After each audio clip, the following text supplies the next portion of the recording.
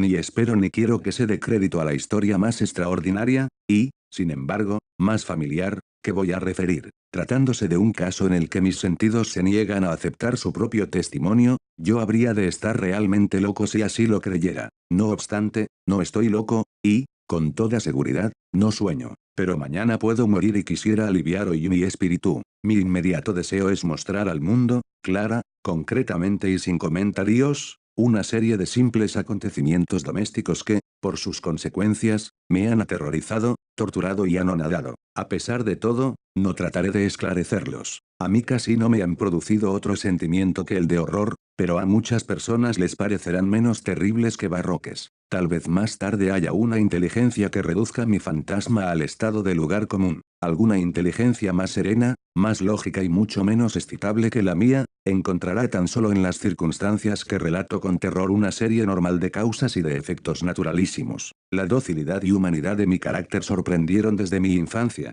Tan notable era la ternura de mi corazón, que había hecho de mí el juguete de mis amigos. Sentía una auténtica pasión por los animales, y mis padres me permitieron poseer una gran variedad de favoritos. Casi todo el tiempo lo pasaba con ellos, y nunca me consideraba tan feliz como cuando los daba de comer o los acariciaba. Con los años aumentó esta particularidad de mi carácter, y cuando fui hombre hice de ella una de mis principales fuentes de goce. Aquellos que han profesado afecto a un perro fiel y sagaz no requieren la explicación de la naturaleza o intensidad de los goces que eso puede producir. En el amor desinteresado de un animal, en el sacrificio de sí mismo, hay algo que llega directamente al corazón del que con frecuencia ha tenido ocasión de comprobar la amistad mezquina y la frágil fidelidad del hombre natural. Me casé joven. Tuve la suerte de descubrir en mi mujer una disposición semejante a la mía. Habiéndose dado cuenta de mi gusto por estos favoritos domésticos, no perdió ocasión alguna de proporcionármelos de la especie más agradable. Tuvimos pájaros, un pez de color de oro, un magnífico perro, conejos, un mono pequeño y un gato. Era este último animal muy fuerte y bello, completamente negro y de una sagacidad maravillosa. Mi mujer, que era, en el fondo, algo supersticiosa, hablando de su inteligencia, aludía frecuentemente a la antigua creencia popular que consideraba a todos los gatos nordestegros como brujas disimuladas. No quiere esto decir que hablara siempre en serio sobre este particular, y lo consigno sencillamente porque lo recuerdo. Plutón se llamaba así, el gato era mi predilecto amigo. Solo yo le daba de comer, y a donde quiera que fuese me seguía por la casa. Incluso me costaba trabajo impedirle que me siguiera por la calle. Nuestra amistad subsistió así algunos años, durante los cuales mi carácter y mi temperamento, me sonroja confesarlo, por causa del demonio de la intemperancia, sufrió una alteración radicalmente funesta. De día en día me hice más taciturno, más irritable, más indiferente a los sentimientos ajenos. Empleé con mi mujer un lenguaje brutal, y con el tiempo la afligí incluso con violencias personales. Naturalmente, mi pobre favorito debió de notar el cambio de mi carácter. No solamente no les hacía caso alguno, sino que los maltrataba. Sin embargo, por lo que se refiere a Plutón, aún despertaba en mí la consideración suficiente para no pegarle. En cambio, no sentía ningún escrúpulo en maltratar a los conejos, al mono e incluso al perro, cuando, por casualidad o afecto, se cruzaban en mi camino. Pero iba secuestrándome mi mal, porque, qué mal admite una comparación con el alcohol. Andando el tiempo, el mismo Plutón, que envejecía y, naturalmente se hacía un poco huraño, comenzó a conocer los efectos de mi perverso carácter. Una noche, en ocasión de regresar a casa completamente ebrio, de vuelta de uno de mis frecuentes esconderijos del barrio, me pareció que el gato evitaba mi presencia. Lo cogí, pero él, horrorizado por mi violenta actitud, me hizo en la mano, con los dientes, una leve herida. De mí se apoderó repentinamente un furor demoníaco. En aquel instante dejé de conocerme. Pareció como si, de pronto, mi alma original hubiese abandonado mi cuerpo, y una ruindad superdemoníaca, saturada de ginebra, se filtró en cada una de las fibras de mi ser. Del bolsillo de mi chaleco saqué un cortaplumas, lo abrí, cogí al pobre animal por la garganta y, deliberadamente, le vacié un ojo. Me cubre el rubor, me abrasa, me estremezco al escribir esta abominable atrocidad. Cuando, al amanecer, hube recuperado la razón, cuando se hubieron disipado los vapores de mi crápula nocturna, experimenté un sentimiento mitad horror, mitad remordimiento, por el crimen que había cometido. Pero, todo lo más, era un débil y equívoco sentimiento, y el alma no sufrió sus acometidas. Volví a sumirme en los excesos, y no tardé en ahogar en el vino todo recuerdo de mi acción. Curó entre tanto el gato lentamente. La órbita del ojo perdido presentaba, es cierto, un aspecto espantoso. Pero después, con el tiempo, no pareció que se daba cuenta de ello. Según su costumbre, iba y venía por la casa, pero, como debí suponerlo, en cuanto veía que me aproximaba a él, huía aterrorizado. Me quedaba aún lo bastante de mi antiguo corazón para que me afligiera aquella manifiesta antipatía en una criatura que tanto me había amado anteriormente. Pero este sentimiento no tardó en ser desalojado por la irritación. Como para mi caída final e irrevocable, brotó entonces el espíritu de perversidad, espíritu del que la filosofía no se cuida ni poco ni mucho. No obstante, tan seguro como que existe mi alma, creo que la perversidad es uno de los primitivos impulsos del corazón humano, una de esas indivisibles primeras facultades o sentimientos que dirigen el carácter del hombre. ¿Quién no se ha sorprendido numerosas veces cometiendo una acción necia o vil, por la única razón de que sabía que no debía cometerla? No tenemos una constante inclinación, pese a lo excelente de nuestro juicio, a violar lo que es la ley, simplemente porque comprendemos que es la ley. Digo que este espíritu de perversidad hubo de producir mi ruina completa. El vivo e insondable deseo del alma de atormentarse a sí misma, de violentar su propia naturaleza, de hacer el mal por amor al mal, me impulsaba a continuar y últimamente a llevar a efecto el suplicio que había infligido al inofensivo animal. Una mañana, a sangre fría, ceñí un nudo corredizo en torno a su cuello y lo ahorqué de la rama de un árbol. Lo ahorqué con mis ojos llenos de lágrimas, con el corazón desbordante del más amargo remordimiento. Lo ahorqué porque sabía que él me había amado, y porque reconocía que no me había dado motivo alguno para encolerizarme con él. Lo ahorqué porque sabía que al hacerlo cometía un pecado mortal que comprometía a mi alma inmortal, hasta el punto de colocarla, si esto fuera posible, lejos incluso de la misericordia infinita del muy terrible y misericordioso Dios. En la noche siguiente al día en que fue cometida una acción tan cruel, me despertó del sueño el grito de, fuego ardían las cortinas de mi lecho. La casa era una gran hoguera. No sin grandes dificultades, mi mujer, un criado y yo logramos escapar del incendio. La destrucción fue total. Quedé arruinado, y me entregué desde entonces a la desesperación. No intento establecer relación alguna entre causa y efecto con respecto a la atrocidad y el desastre. Estoy por encima de tal debilidad. Pero me limito a dar cuenta de una cadena de hechos y no quiero omitir el menor eslabón. Visité las ruinas el día siguiente al del incendio. Excepto una,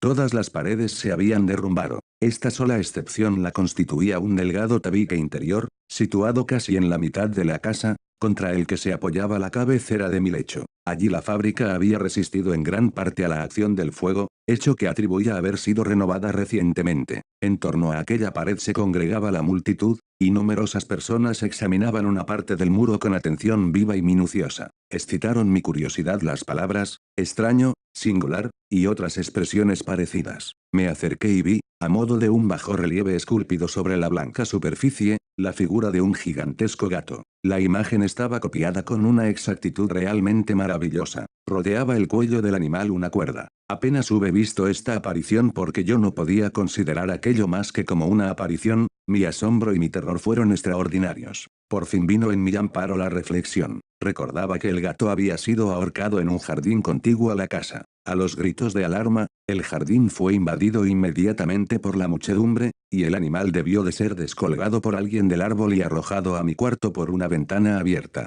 Indudablemente se hizo esto con el fin de despertarme. El derrumbamiento de las restantes paredes había comprimido a la víctima de mi crueldad en el yeso recientemente extendido. La cal del muro, en combinación con las llamas y el amoníaco del cadáver, produjo la imagen tal como yo la veía, aunque prontamente satisfice así a mi razón, ya que no por completo mi conciencia, no dejó, sin embargo, de grabar en mi imaginación una huella profunda el sorprendente caso que acabo de dar cuenta. Durante algunos meses no pude liberarme del fantasma del gato, y en todo este tiempo nació en mi alma una especie de sentimiento que se parecía, aunque no lo era, al remordimiento. Llegué incluso a lamentar la pérdida del animal y a buscar en torno mío, en los miserables tugurios que a la sazón frecuentaba, otro favorito de la misma especie y de facciones parecidas que pudiera sustituirle. Hallábame sentado una noche, medio aturdido, en un bodegón infame, cuando atrajo repentinamente mi atención un objeto negro que yacía en lo alto de uno de los inmensos barriles de ginebra o ron que componían el mobiliario más importante de la sala. Hacía ya algunos momentos que miraba a lo alto del tonel, y me sorprendió no haber advertido el objeto colocado encima. Me acerqué a él y lo toqué. Era un gato negro, enorme, tan corpulento como Plutón, al que se parecía en todo menos en un pormenor. Plutón no tenía un solo pelo blanco en todo el cuerpo, pero este tenía una señal ancha y blanca aunque de forma indefinida, que le cubría casi toda la región del pecho. Apenas puse en él mi mano, se levantó repentinamente, ronroneando con fuerza, se restregó contra mi mano y pareció contento de mi atención. Era pues, el animal que yo buscaba. Me apresuré a proponer al dueño su adquisición, pero este no tuvo interés alguno por el animal, ni le conocía ni le había visto hasta entonces. Continué acariciándole, y cuando me disponía a regresar a mi casa, el animal se mostró dispuesto a seguirme. Se lo permití, e inclinándome de cuando en cuando, caminamos hacia mi casa acariciándole. Cuando llegó a ella se encontró como si fuera la suya, y se convirtió rápidamente en el mejor amigo de mi mujer. Por mi parte, no tardó en formarse en mí una antipatía hacia él. Era, pues, precisamente, lo contrario de lo que yo había esperado. No sé cómo ni por qué sucedió esto, pero su evidente ternura me enojaba y casi me fatigaba. Paulatinamente, estos sentimientos de disgusto y fastidio acrecentaron hasta convertirse en la amargura del odio. Yo evitaba su presencia, una especie de vergüenza, y el recuerdo de mi primera crueldad, me impidieron que lo maltratara. Durante algunas semanas me abstuve de pegarle o de tratarle con violencia, pero gradual, insensiblemente, llegué a sentir por él un horror indecible, y a eludir en silencio, como si huyera de la peste, su odiosa presencia. Sin duda, lo que aumentó mi odio por el animal fue el descubrimiento que hice a la mañana del siguiente día de haberlo llevado a casa. Como Plutón, también él había sido privado de uno de sus ojos. Sin embargo, esta circunstancia contribuyó a hacerle más grato a mi mujer, que, como he dicho ya, poseía grandemente la ternura de sentimientos que fue en otro tiempo mi rasgo característico y el frecuente manantial de mis placeres más sencillos y purros. Sin embargo, el cariño que el gato me demostraba parecía crecer en razón directa de mi odio hacia él. Con una tenacidad imposible de hacer comprender al lector, seguía constantemente mis pasos. En cuanto me sentaba, acurrucábase bajo mi silla, o saltaba sobre mis rodillas, cubriéndome con sus caricias espantosas. Si me levantaba para andar, metíase entre mis piernas y casi me derribaba, o bien, clavando sus largas y agudas garras en mi ropa, trepaba por ellas hasta mi pecho. En esos instantes, aun cuando hubiera querido matarle de un golpe, me lo impedía en parte el recuerdo de mi primer crimen, pero, sobre todo, me apresuro a confesarlo, el verdadero terror del animal. Este terror no era positivamente el de un mal físico, y, no obstante, me sería muy difícil definirlo de otro modo. Casi me avergüenza confesarlo. Aún en esta celda de malhechor, casi me avergüenza confesar que el horror y el pánico que me inspiraba el animal habíanse acrecentado a causa de una de las fantasías más perfectas que es posible imaginar. Mi mujer, no pocas veces, había llamado mi atención con respecto al carácter de la mancha blanca de que he hablado y que constituía la única diferencia perceptible entre el animal extraño y aquel que había matado yo. Recordará, sin duda, el lector que esta señal, aunque grande, tuvo primitivamente una forma indefinida, pero lenta, gradualmente, por fases imperceptibles y que mi razón se esforzó durante largo tiempo en considerar como imaginaria, había concluido adquiriendo una nitidez rigurosa de contornos. En ese momento era la imagen de un objeto que me hace temblar nombrarlo. Era, sobre todo, lo que me hacía mirarle como a un monseñor truo de horror y repugnancia, y lo que, si me hubiera atrevido, me hubiese impulsado a librarme de él. Era ahora, digo, la imagen de una cosa abominable y siniestra, la imagen de la horca, o lúgubre y terrible máquina, máquina de espanto y crimen, de muerte y agonía. Yo era entonces, en verdad, un miserable, más allá de la miseria posible de la humanidad. Una bestia bruta, cuyo hermano fue aniquilado por mí con desprecio, una bestia bruta engendraba en mí, hombre formado a imagen del Altísimo, tan grande e intolerable infortunio. ¡Ay! Ni de día ni de noche conocía yo la paz del descanso. Ni un solo instante, durante el día, dejábame el animal. Y de noche, a cada momento, cuando salía de mis sueños lleno de indefinible angustia, era tan solo para sentir el aliento tibio de la cosa sobre mi rostro y su enorme peso. Encarnación de una pesadilla que yo no podía separar de mí y que parecía eternamente posada en mi corazón. Bajo tales tormentos sucumbió lo poco que había de bueno en mí. Infames pensamientos convirtiéronse en mis íntimos, los más sombrío ese, los más infames de todos los pensamientos. La tristeza de mi humor de costumbre se acrecentó hasta hacerme aborrecer a todas las cosas y a la humanidad entera. Mi mujer, sin embargo, no se quejaba nunca.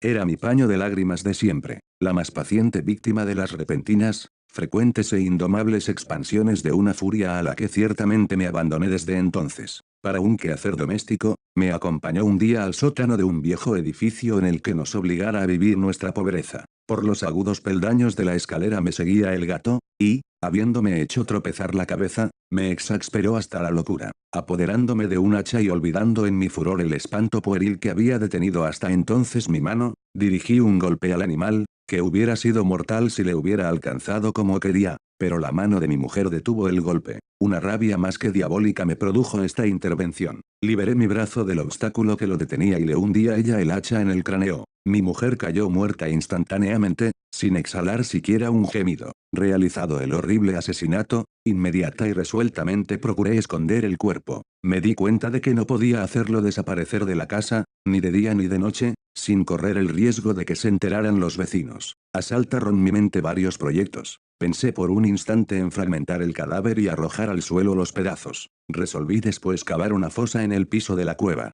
Luego pensé arrojarlo al pozo del jardín. Cambié la idea y decidí embalarlo en un cajón, como una mercancía, en la forma de costumbre, y encargar a un mandadero que se lo llevase de casa. Pero, por último, me detuve ante un proyecto que consideré el más factible. Me decidí a emparedarlo en el sótano, como se dice que hacían en la Edad Media los monjes con sus víctimas. La cueva parecía estar construida a propósito para semejante proyecto. Los muros no estaban levantados con el cuidado de costumbre y no hacía mucho tiempo había sido cubierto en toda su extensión por una capa de yeso que no dejó endurecer la humedad. Por otra parte, había un saliente en uno de los muros, producido por una chimenea artificial o especie de hogar que quedó luego tapado y dispuesto de la misma forma que el resto del sótano. No dudé que me sería fácil quitar los ladrillos de aquel sitio, colocar el cadáver y emparedarlo del mismo modo, de forma que ninguna mirada pudiese descubrir nada sospechoso. No me engañó mi cálculo. Ayudado por una palanca, separé sin dificultad los ladrillos, y, habiendo luego aplicado cuidadosamente el cuerpo contra la pared interior, lo sostuve en esta postura hasta poder establecer sin gran esfuerzo toda la fábrica a su estado primitivo. Con todas las precauciones imaginables, me preocupé una argamasa de cal y arena, preparé una capa que no podía distinguirse de la primitiva y cubrí escrupulosamente con ella el nuevo tabique. Cuando terminé, vi que todo había resultado perfecto. La pared no presentaba la más leve señal de arreglo. Con el mayor cuidado barrí el suelo y recogí los escombros, miré triunfalmente en torno mío y me dije, por lo menos, aquí, mi trabajo no ha sido infructuoso. Mi primera idea, entonces, fue buscar al animal que fue causante de tan tremenda desgracia, porque, al fin, había resuelto matarlo. Si en aquel momento hubiera podido encontrarle, nada hubiese evitado su destino. Pero parecía que el artificioso animal, ante la violencia de mi cólera, habíase alarmado y procuraba no presentarse ante mí, desafiando mi mal humor. Imposible describir o imaginar la intensa, la apacible sensación de alivio que trajo a mi corazón la ausencia de la detestable criatura. En toda la noche se presentó, y esta fue la primera que gocé desde su entrada en la casa, durmiendo tranquila y profundamente. Sí, dormí con el peso de aquel asesinato en mi alma. Transcurrieron el segundo y el tercer día. Mi verdugo no vino, sin embargo. Como un hombre libre, respiré una vez más. En su terror, el monstruo había abandonado para siempre aquellos lugares. Ya no volvería a verle nunca, mi dicha era infinita. Me inquietaba muy poco la criminalidad de mi tenebrosa acción. Incóse una especie de sumario que apuró poco las averiguaciones. También se dispuso un reconocimiento, pero, naturalmente, nada podía descubrirse. Yo daba por asegurada mi felicidad futura. Al cuarto día después de haberse cometido el asesinato, se presentó inopinadamente en mi casa un grupo de agentes de policía y procedió de nuevo a una rigurosa investigación del local. Sin embargo, confiado en lo impenetrable del escondite, no experimenté ninguna turbación. Los agentes quisieron que les acompañase en sus pesquisas. Fue explorado hasta el último rincón.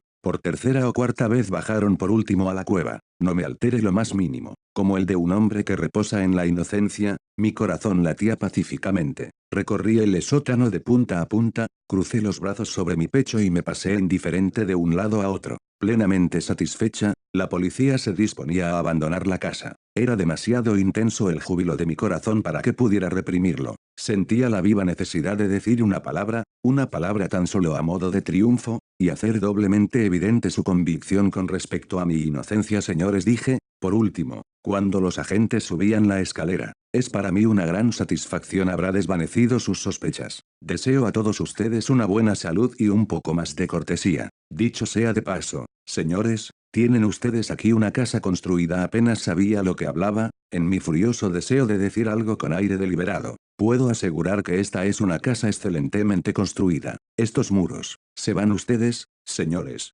Estos muros están construidos con una gran solidez. Entonces, por una fanfarronada frenética, golpeé con fuerza, con un bastón que tenía en la mano en ese momento, precisamente sobre la pared del tabique tras el cual yacía la esposa de mi corazón. Ah, que por lo menos Dios me proteja y me libre de las garras del archidemonio. Apenas hubose hundido en el silencio el eco de mis golpes, me respondió una voz desde el fondo de la tumba. Era primero una queja, velada y encontrada como el sollozo de un niño. Después, enseguida, se hinchó en un prolongado, sonoro y continuo, completamente anormal e inhumano. Un alarido, un aullido, mitad horror, mitad triunfo, como solamente puede brotar del infierno, horrible armonía que surgiera al unísono de las gargantas de los condenados en sus torturas y de los demonios que gozaban en la condenación. Sería una locura expresaros mis sentimientos. Me sentí desfallecer y, tambaleándome, caí contra la pared opuesta. Durante un instante detuviéronse en los escalones los gentes. El terror los había dejado atónitos. Un momento después, 12 brazos robustos atacaron la pared, que cayó a tierra de un golpe. El cadáver, muy desfigurado ya y cubierto de sangre coagulada, apareció, rígido, a los ojos de los circundantes. Sobre su cabeza, con las rojas fauces dilatadas y llameando el único ojo, se posaba el odioso animal cuya astucia me llevó al asesinato y cuya reveladora voz me entregaba al verdugo. Yo había emparedado al monstruo en la tumba.